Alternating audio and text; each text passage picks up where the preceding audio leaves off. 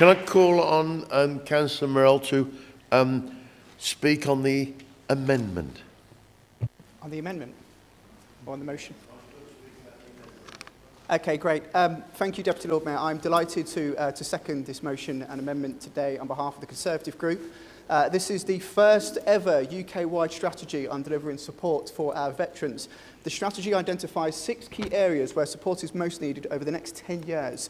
Community and relationships, employment and skills, health and well-being, finance and debt, housing and contact with the law. And as my colleague said earlier on, there are currently 76,000 veterans living in the West Midlands. The strategy outlines a new vision and principles to support those who have served, as well as their families, in every aspect of their lives once they have hung up their uniform. Deputy Lord Mayor, representing Frankly Great Park, we have a large constituency of veterans, and when I heard this news, it was music to my ears, and I'm thrilled to stand here as a Conservative and second this motion. One of the highlights for me this year wasn't just being elected as a councillor, but it was also being invited by the Lord Mayor to sit on the grandstand opposite the centre path on Colmore Row on Remembrance Sunday and witness the military parade to celebrate the centenary end of the Great War, which was supposed to be the war to end all wars.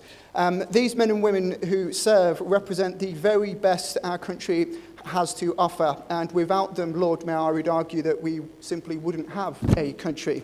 Now, our military don't just defend our country, they also defend our British values, which was also reiterated earlier on during the Equality and Inclusion report.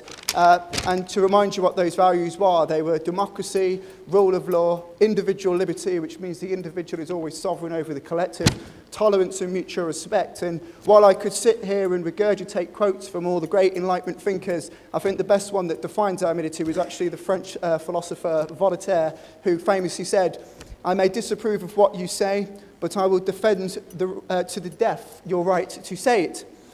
So I would say to the opposition, next time when you're out there with your placards calling for safe spaces at universities, trigger warnings on books, or dare I say, the big issue of 2018, protesting against man-sized tissues, just remember that it is our British military who defend those British values that enable you to do that in the first place. That's why, Lord Mayor, we call upon this council to adopt this motion and call for scrutiny to review the 3 key areas: how this council currently supports veterans, including how successful it is at meeting the commitments under the Armed Forces Covenant; 2, to look specifically at the current housing offer and how we can ensure that this is addressing the veterans in this city; and finally, to identify areas where we can help build better understandings amongst the wider community, especially younger people and generations.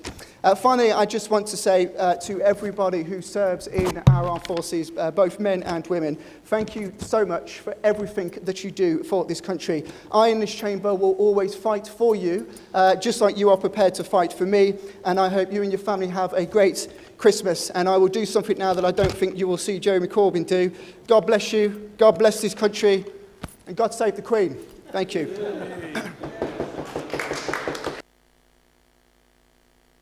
Thank you.